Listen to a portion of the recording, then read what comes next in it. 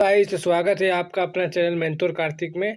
जैसा कि हमारा आज का क्या टॉपिक है, जैसे कि आप थंबनेल देख ही लिए होंगे।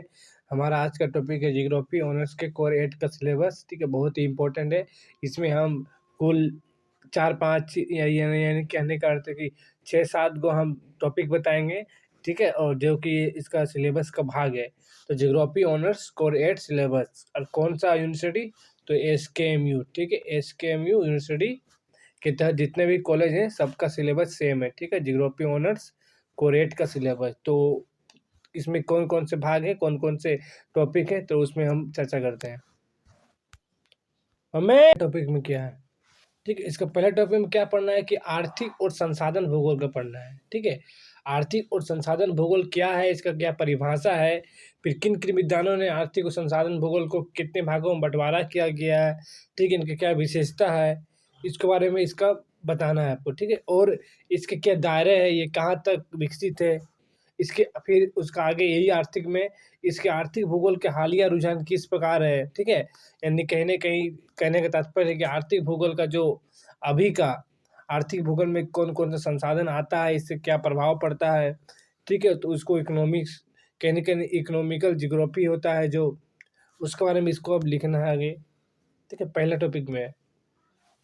फिर आगे इसी में संबंध विषयों के साथ यानी कि आर्थिक भूगोल के जितने भी विषय जो भी विषय हैं, ठीक है, उसके क्या संबंध हैं। फिर या फिर क्वेश्चन पूछ सकता है कि पर्यावरण पर आर्थिक गतिविधियों का प्रभाव क्या है, कि चर्चा करें, या फिर इसकी क्या विशेषता है, यानी कौन कौन से कारक हैं जो पर्यावरण पर आर्थिक गतिविधियों को प्रभाव डालता है, इसको आपको बताना है। इसमें बहुत इंपॉर्टेंट क्वेश्चन बन सकता है यहाँ से कि पर्यावरण पर आर्थिक गतिविधियों का प्रभाव क्या क्या है।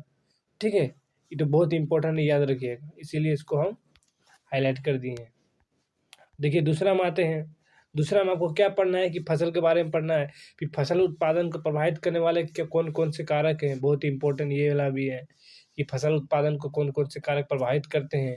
फिर कौन कौन से खाद्य फसलें हैं। ठीक है, क्यूज फसलें क्या होता है और खाद्य फसलें कौन कौन से हैं, ये दोनों का क्या अंतर है, कौन कौन सी फसल खाद्य फसल में आते हैं, कौन कौन से क्यूज फसल में आते हैं, इनको आपको बताते चलना है इसमें। ठीक है, और स्पेशल फसल को उत्पादित करने वाले कारक, बहुत ही MBBI क्वेश्चन है।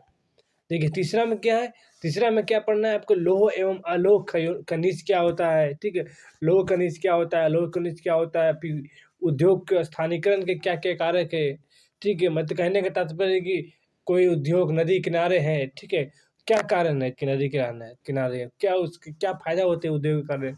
कहने के तात्पर्य क्वेश्चन पूछ सकता है कि उद्योग के स्थानीकरण के क्या कौन कौन से कारक है जो उद्योग के स्थानीकरण होता है, किया जाता है। आगे देखिए, ठीक है, आगे देखिए यही टॉपिक है। चौथा में देखिए क्या पढ़ना है आपको, हम कौन सा टॉपिक हम आज क्या पढ़ा रहे हैं, जियोग्राफी ऑनर्स कोर 8 का सिलेबस। आपको क्या पढ़ना है इसमें कि लौह इस्पात, सूती कपड़ा, लघु एवं कुटीर उद्योग। अब क्वेश्चन पूछ सकता है कि भारत में सूती कपड़ा का विकास किस प्रकार हुआ। अब क्वेश्चन पूछ सकता है कि भारत में लघु एवं कुटीर उद्योग कौन कौन से हैं, कहाँ कहाँ पे हैं, टिप्पणी करें, इनकी क्या विशेषता है, फिर इनको प्रभावित करने वाले कारक कौन कौन से हैं।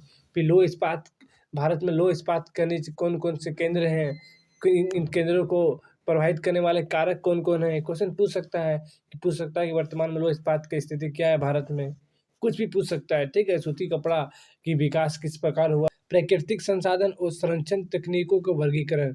अब क्वेश्चन पूछ सकता है कि भारत में प्राकृतिक संसाधन कौन कौन से हैं, इनके केंद्र कहाँ कहाँ हैं। फिर क्वेश्चन पूछ सकता है कि प्राकृतिक संसाधन के संरक्षण की तकनीक क्या क्या है। फिर भारत में प्राकृतिक संसाधन के संरक्षण की नई नई तकनीकें क्या है, फिर इनकी क्या क्या विशेषताएं हैं, सरकार इन पर कैसा काम कर रही है। ठीक है, प्राकृतिक संसाधन पर। ठीक है, जो प्रकृति से, जैसे कोयला हुआ, ठीक है, पेट्रोल हुआ, जो प्रकृति से हम लोग को मिलता है। ठीक है, जंगल का जो लकड़ी हुआ, उन पे किस प्रकार से उसका संरक्षण किया जा सकता है, उसके बारे में इसको बताना है। ठीक है, तो हो गया हमारा पूरा क्लियर। ठीक है, semester 4 history geography honours core 8 का सिलेबस हुआ। ठीक है, और हमने कोर 9 और कोर 10 का सिलेबस अपलोड कर दिए हैं, जियोग्राफी ऑनर्स का भी और हिस्ट्री ऑनर्स का भी। ठीक है, तो वहाँ से आप अपना वीडियो देख सकते हैं।